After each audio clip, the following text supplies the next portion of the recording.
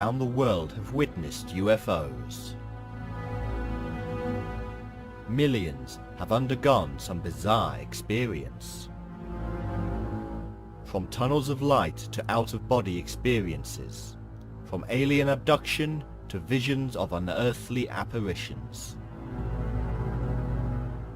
Millions more remain silent through fear of being ridiculed. The fact is, what modern man is experiencing is not new. In fact, it has been going on for millennia. The various recorded histories of the world reveals the truth.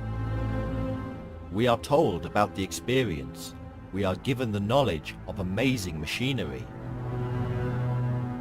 We are even given the names of those ancient gods who gave humanity incredible knowledge. We know them today as the Watchers. They came. They taught humanity art, culture, architecture, agriculture, and science.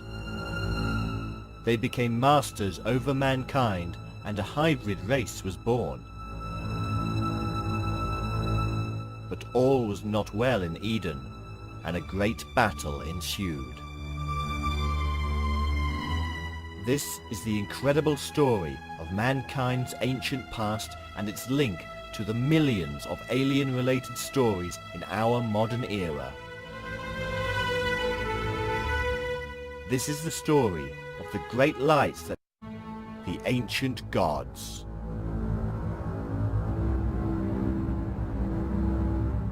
They are the sons of God, the Irim in Hebrew. They are governed by the biblical Elohim, which means the shining ones, the great lights from the sky. Zechariah Sitchin, in his book The Stairway to Heaven, stated, "The Akkadians called their predecessors Shumerians, and spoke of the land of Shumer. It was in fact the biblical land of Shinar. It was the land whose name literally meant the land of the Watchers. It was indeed the Egyptian Tarneta, land of the Watchers, the land from which gods had come to Egypt."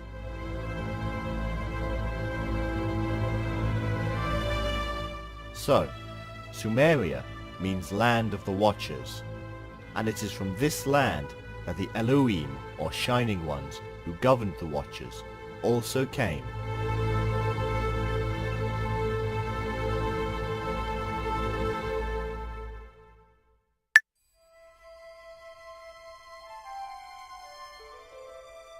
In The Origin of Consciousness in the Breakdown of the Bicameral Mind, Julian Jaynes tells us something interesting about these governing gods.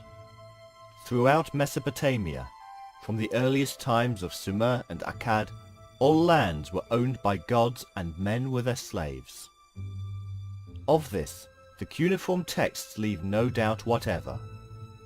Each city-state had its principal god, and the king was described in the very earliest documents that we have as the tenant farmer of the god.